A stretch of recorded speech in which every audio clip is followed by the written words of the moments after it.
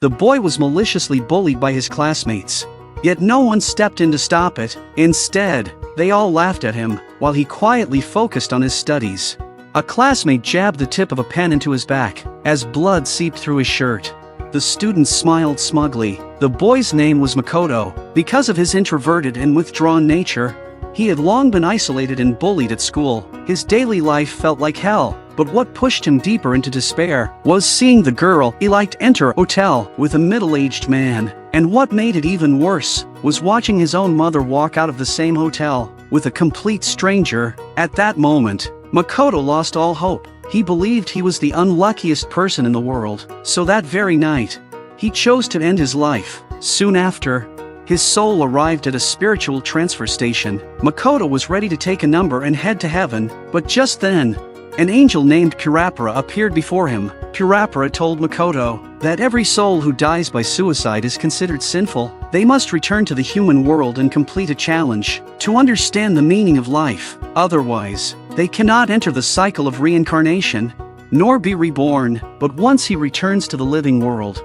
he'll lose all memory of his previous life. Kurapara said this was God's will. No one can refuse. With that, he pressed the elevator button and pushed Makoto inside. When Makoto woke up again, he found himself in a hospital. He was still a middle school student, but he had no memory of anything. The crying parents around him felt like complete strangers. After a week of observation at the hospital, his parents brought him home, but Makoto's mind was blank. He didn't even know which room was his. That evening, the whole family ate dinner together. His older brother was cold and distant, but his parents treated him with care and concern. However, when he returned to his room, Kurapara appeared and shared some facts about his past life. Makoto had loved drawing since he was little, and had even won a gold prize in a competition. His dad was an ordinary office worker. His mom had been having an affair with the instructor at a dance studio, but after Makoto's suicide, his mother cut all ties with that man. His older brother was an excellent student, who looked down on Makoto,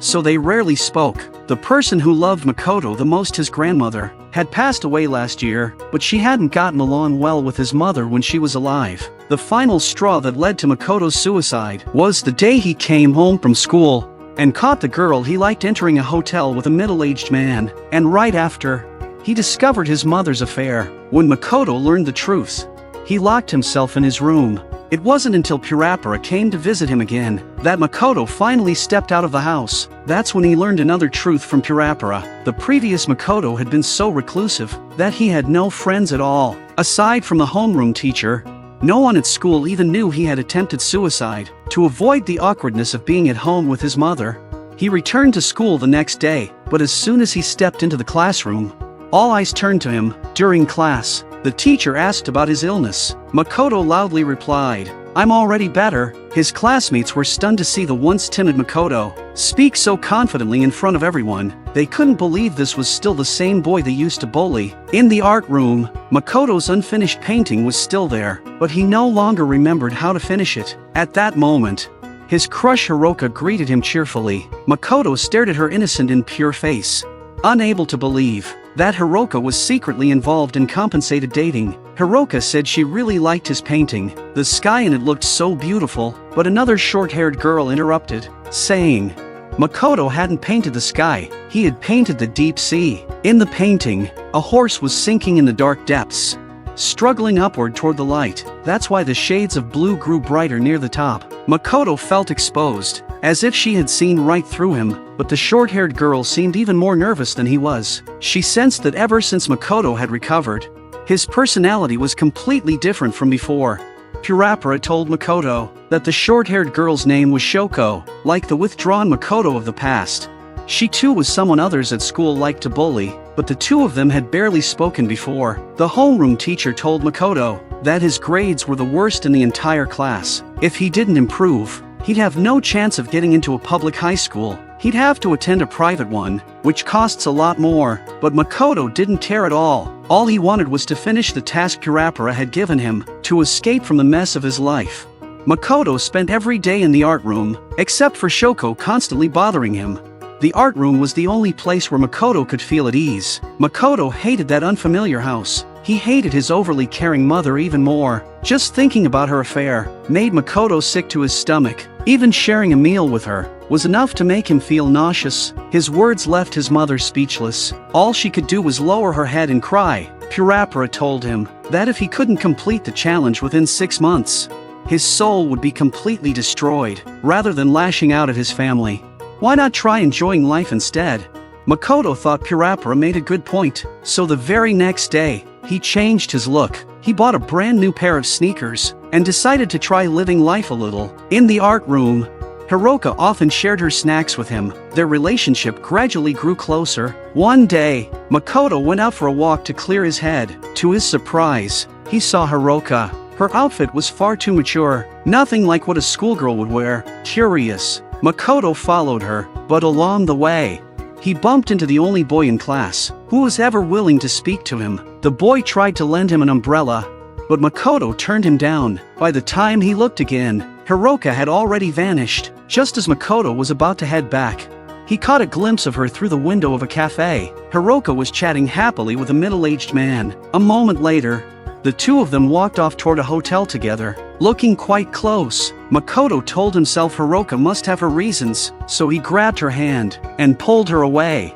Running as fast as he could, they ended up under a bridge, completely out of breath. Makoto asked her who the man was. Hiroka replied bluntly that he gave her money. She said the things she liked were expensive. Hiroka made no effort to hide her materialism. At that moment, Makoto felt completely helpless. He liked Hiroka. He didn't want her to sell her body for money, but there was nothing he could do to stop it. Nothing he could change. Hiroka raised her umbrella and returned to the hotel. Makoto walked home, soaked to the bone in the rain. His mother handed him a towel, but he shot her a cold glare, unleashing all his anger on her. He even brought up her affair, calling her out to her face. Then, he grabbed his jacket and stormed out of the house. Makoto planned to spend the night at a shrine in the countryside, but in the middle of the night, he ran into a group of delinquents trying to mug him. When they realized he had no money, they beat him up. They even stole his brand new sneakers. Makoto passed out from the beating. When he came to, he was already lying in bed. He had no idea who brought him back. All he saw was his mother sitting at his bedside.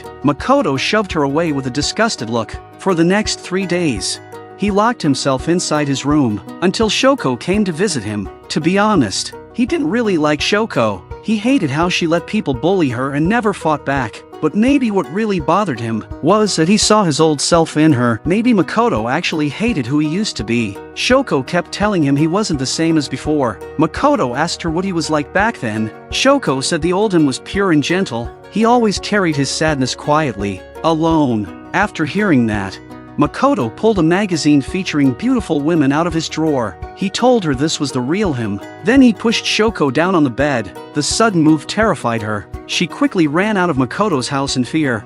Even Purapara felt that what Makoto had done went too far. He reminded him again, if he failed the challenge, his soul and body would be completely erased. Purapara's words made Makoto start thinking again about the meaning of life. He wandered the city alone for a long time, completely unsure of how to face his current life, until he ran into that same boy again, Satome. Satome asked if he had time to walk the old subway route with him. From Shibuya to Futako Tamagawa, the train line had long been shut down, but ever since he was a kid, Satome had been fascinated with subway routes. He wanted to walk each station one by one. Makoto didn't say no, so together, they began walking the path along the line. At every station, Satome shared stories about its history. Before he knew it, Makoto had followed him all the way to the end. Afterward, they rested by the riverside. They talked for a long time, and for the first time, Makoto poured out everything in his heart. That overwhelming urge to express himself was something Makoto had never experienced before. It was the feeling of real friendship. When Satome learned that some thugs had stolen Makoto's shoes, he insisted on taking him to a store that sold good-looking shoes at cheap prices. Makoto was deeply moved. With Satome's encouragement, Makoto put on his school uniform again and went back to class. Even though his face was covered in bruises, he no longer cared how others looked at him, because he finally had a friend he could openly say hello to. He no longer worried that Satome would get isolated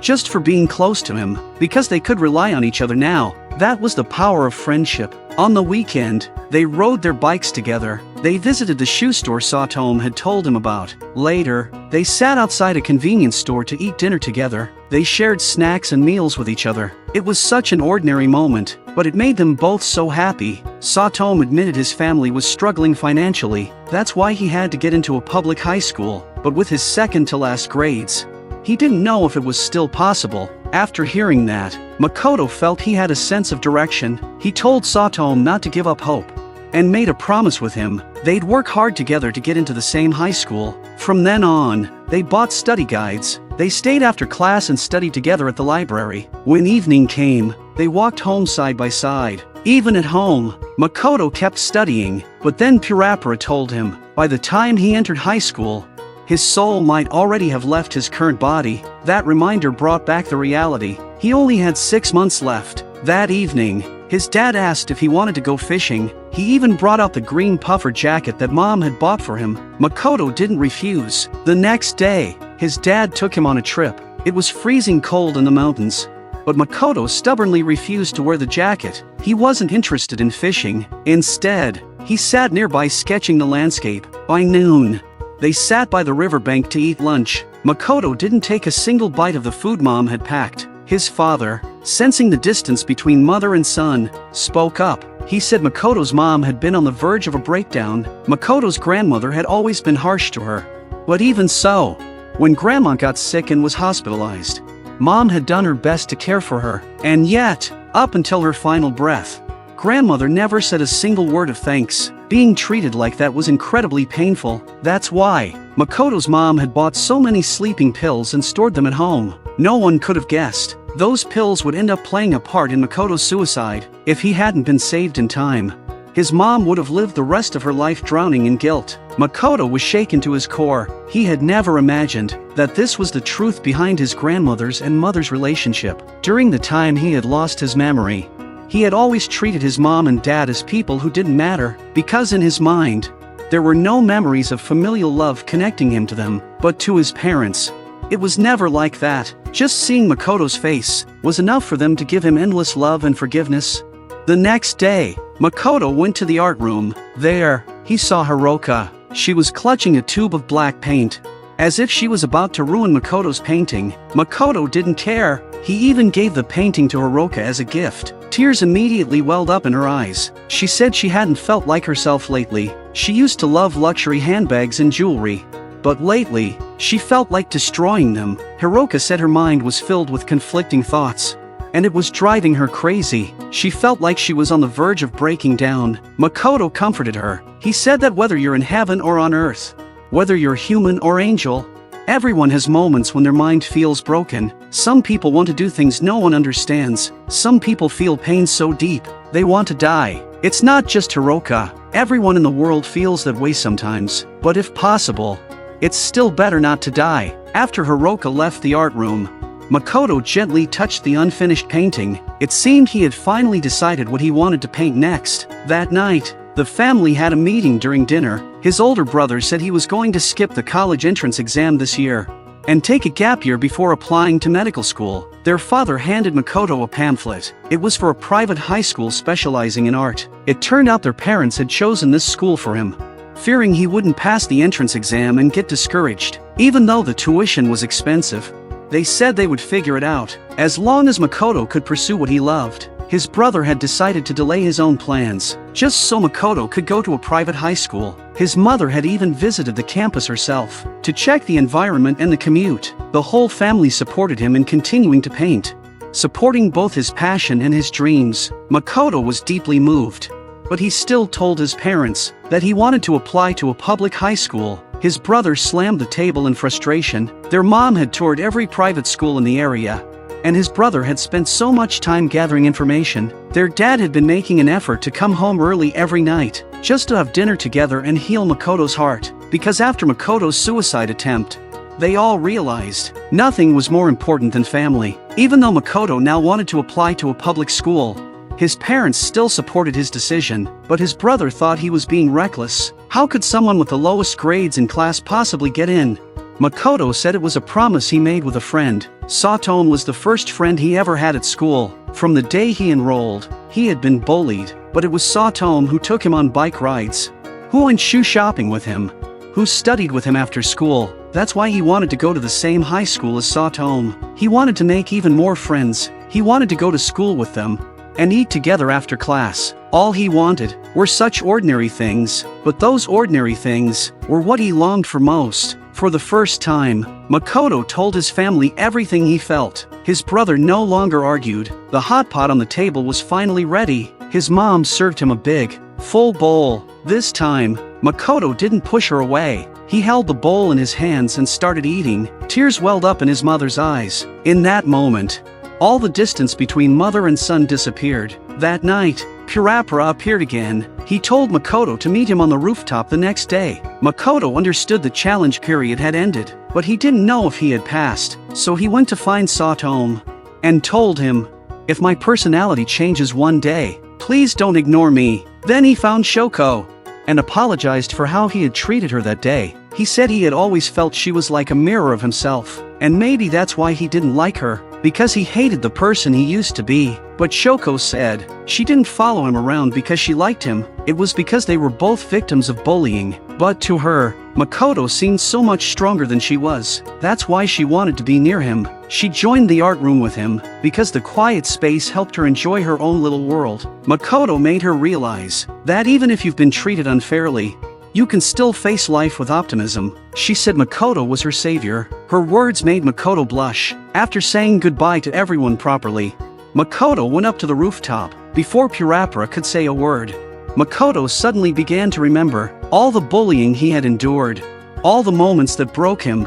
and the pain that led him to end his life. But God had given him another chance, and through it, he had come to understand the true value of life. After hearing everything, Purapara announced that Makoto had passed the challenge. He would continue living in the human world. Purapara's mission was complete as well. He would now erase all memories of himself from Makoto's mind. He told him, to be alive is the greatest gift of all. Then he wiped away Makoto's memories and disappeared. When Makoto woke up again, he no longer remembered Purapara, but in that unfinished painting, he had drawn Purapara's face. Makoto now had real friends. He had finally felt the warmth of his family. Life can be hard sometimes, and it's okay to feel tired or sad. But remember, every day is a new chance to start over and find happiness.